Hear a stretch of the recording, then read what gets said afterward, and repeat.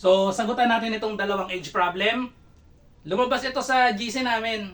Sa GC namin ng Civil Service Exam, may nagtatanong nitong dalawa. So, sagutan natin, walang choices. So, paano sagutan ito? Using trial and error lang. Huwag na tayong mag-algebra pag ganito. Mauubos yung oras nyo pag nag-algebra kayo. Sayang din. So, Ben is 4 years older than Ken. In 2 years, the product of their ages will be 96. How old is Ken now? So, ang sabi, si Ben daw 4 years older than Ken. Pag nag-algebra tayo, ang gagawin natin dito, si Ken ay X, si Ben magiging X plus 4. Kasi 4 years older siya. 4 years older. Tapos, in 2 years, the product of their ages will be 96. In 2 years, so ibig sabihin, add tayo ng 2 dito. Sa 2 years, magiging itong X plus 2. Sa 2 years, magiging X plus 4 siya, plus 2, magiging X plus 6. Tapos, ang product daw ng ages nila, in 2 years, will be 96. So, kita nyo na? Haba, quadratic. Pag nag-algebra kayo, ganito ang mangyayari. X plus 2 times X plus 6 equals 96. Oh, sige, solve nyo na. Quadratic equation. Ang quadratic, hindi karaniwang lumalabas yan sa civil service exam. Siguro pang mga UPCAT, college entrance test, pwede. Pero sa civil service, hindi karaniwang lumalabas yung quadratic. Kaya, wag na tayong mag-quadratic, mag-trial and error na lang tayo.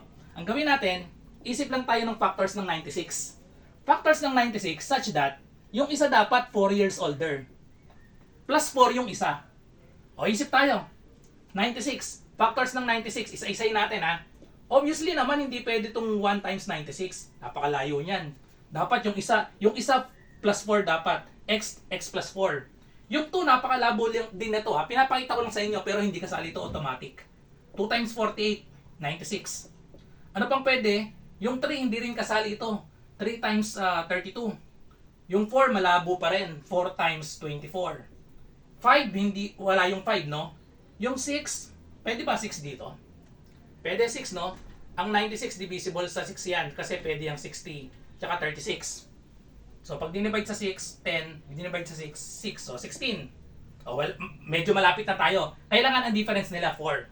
O, try pa natin ang isa sa 8. Pwede na to sa 8. Pag nag-number band tayo, yung 96, pwedeng i-break as 80 tsaka 16. Ayun! Divide sa 8 ito, 10 plus 2, 12. O, di ba ito na yon? 8 times 12 equals 96. Ano ang pagitan nila? 8 at 12 ang pagitan nila, 4. O, di malapit na tayo. Hindi pa ito yung sagot ha. Sabi in 2 years yan. In 2 years, the product of their ages will be 96. Sa future ito, edi balik tayo. Balik tayo ng 2 years ago. 8 and 12 sila. 8 si Ken, tapos si Ben, 12. Balik tayo. Future ito, 2 years. So magiging age nila ay pabalik. Magiging silang 6 and 10. Subtract tayo ng tig 2 dito. Ang tinatanong, how old is Ken?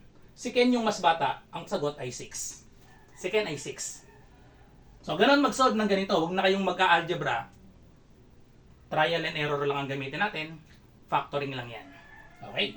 So, next. Parang same itong number 2. So, dito tayo sa kabila mag-solve. Parang same, no? Leo is 3 years older than Mia. 3 years older than Mia. The product of their current ages is 180. How old is Mia? Sino mas matanda? Leo is 3 years older than Mia. So si Leo, tsaka si Mia. Si Mia yung mas bata, no? Si Mia ay X, si Leo ay X plus 3 kasi 3 years older. Again, wag na kayong mag-algebra kasi product yung hinahanap, i-multiply. Kapag algebra ganito mangyayari, X times X plus 3. Ang current ages daw nila ay equal sa 180. O di quadratic na naman ito. Iwasan natin yung quadratic. Medyo mahaba yan. Trial and error ang gagawin natin. I-factor lang natin yung 180 such that yung isa dapat plus 3. Simulan ko ulit sa 1 ha, pero automatic hindi ito kasali. So medyo lakihan nyo yung number. 1 times 180. We have 2 times 90. Ang layo ha, ang layo ng difference niya. Hinahanap natin plus 3 yung isa. So yung 3, ang layo pa rin yan, 60. Sa 4, ang layo pa rin yan, 45. So, ibig sabihin, lakihan natin.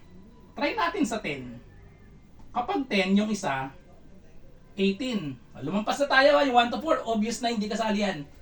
pumunta na agad ako sa 10 kasi 180 divided by 10, 18. Pero 8 ang difference. Hinahanap natin 3 lang.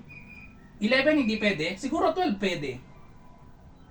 Pwede siguro sa 12, no? Ang kapartner nito pag 12, 15. Ayun, sakto. 12 at 15. Ano ang tinatanong? How old is Mia? Si Mia yung mas mababa, so si Mia ay 12 years old. O, pakita natin ha, paano naging ganito. 180, divide natin sa 12. Divided by 12, edi eksakto yung 120, tapos 60. 120 divided by 12 is 10.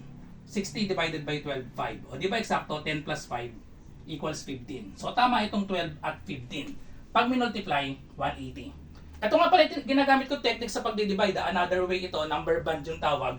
Ibe-break natin yung 180. Binray ko sa 120 at 60. Okay? So, therefore, Mia is 12.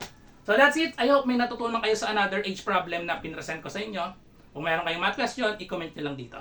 Good luck sa lahat ng nagre-review. Bye!